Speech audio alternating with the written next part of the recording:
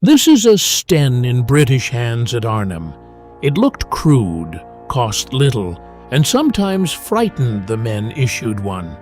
Yet Britain trained a new army around weapons it could obtain fast. It also packed STENs into containers for resistance forces across occupied Europe. After Dunkirk, equipment lay abandoned. So why build millions of a gun soldiers did not fully trust? Because Britain was not buying elegance, it was buying time. The safest measure of cheapness is not a famous price tag, but the factory logic. Tubes, stampings, welds, and work spread beyond traditional gun making. At least 2.6 million Mark IIs were made. Institutional estimates put all STEN marks above 4 million. That scale turned a rough emergency weapon into a strategic tool. But the complaints, stoppages, damaged magazines, even unintended shots, were not invented. The crisis began with survival. In May and June 1940, the BEF escaped from Dunkirk. The evacuation saved hundreds of thousands of men, but the army left most of its heavy equipment in France. National Army Museum totals include 64,000 vehicles and 2,500 guns. Many returning soldiers carried little more than the clothes and helmets they wore. Those figures do not count every rifle, but they show the industrial problem. Britain had to rearm a field army while preparing for invasion. Parliamentary debates still described weapon and ammunition shortages after Dunkirk. German forces stood across the Channel, and Britain needed more than bolt-action rifles for close defense. The Thompson was effective, but imported supply could not answer the scale and speed of the emergency. The requirement was brutal: a 9mm automatic weapon that ordinary factories could make quickly. Design work produced the STEN in 1941. The letters S and T honored Reginald Shepard and Harold Turpin. The familiar official account says EN meant Enfield. Later testimony makes that last syllable disputed. The dispute changes nothing about the design brief. This gun was engineered for production under pressure. Its receiver was a tube. Many parts could be stamped from sheet steel. The Mark II used simple blowback operation and fired from an open bolt.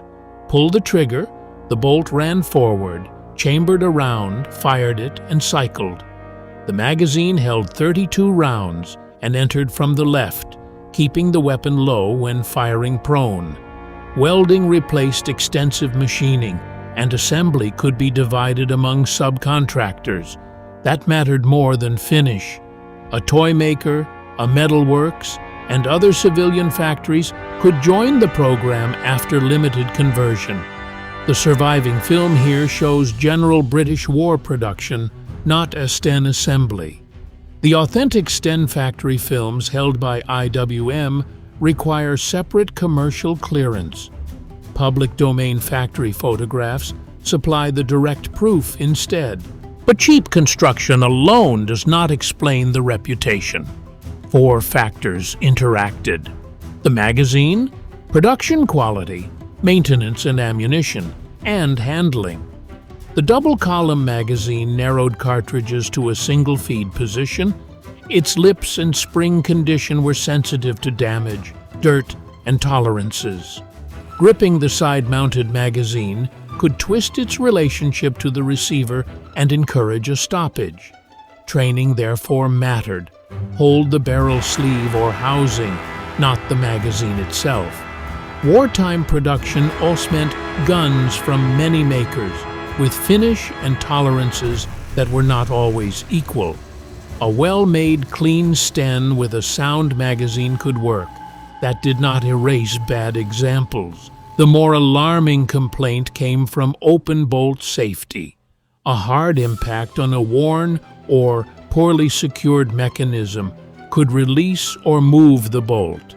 If the bolt traveled forward with a live magazine, it could chamber and fire. Not every dropped STEN fired, and sources describe more than one failure path.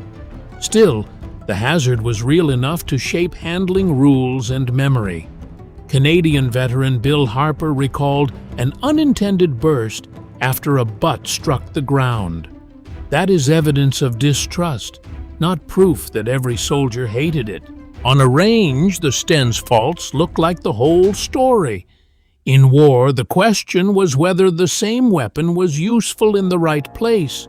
It was compact, light enough for mobile troops, and fired the same 9mm cartridge used by several enemy submachine guns. British and Commonwealth airborne troops, commandos, platoon leaders, and vehicle crews valued short-range automatic fire where a long rifle was awkward. This D-Day image shows a STEN among British commandos and airborne troops after their link-up. The weapon did not replace the rifle or Bren. It filled a narrower tactical slot. At Arnhem, that slot was close, violent, and real. For resistance networks, simplicity became an even larger advantage. A STEN could be broken down, packed, dropped by air, and taught quickly. Public records do not support every dramatic story, but the distribution scale was large. The Australian War Memorial estimates that roughly 500,000 Mark IIs went to underground movements, a qualified estimate, not an exact ledger. Insurgents also copied or adapted the basic pattern in clandestine workshops. For special operations, Britain issued suppressed Mark II variants to the SOE from 1943. The same detachable barrel logic that simplified packing also helped this conversion. So, was the STEN a bad gun? As a refined service weapon, it carried genuine compromises: a sensitive magazine, uneven production, crude safety, and little tolerance for careless handling. But Britain's decision was not between a STEN and a perfect weapon. It was between a rapidly available automatic weapon and a dangerous shortage. More than 4 million provided firepower to armies and resistance groups. The STEN was not great. It was sufficient, and at that moment, strategically right.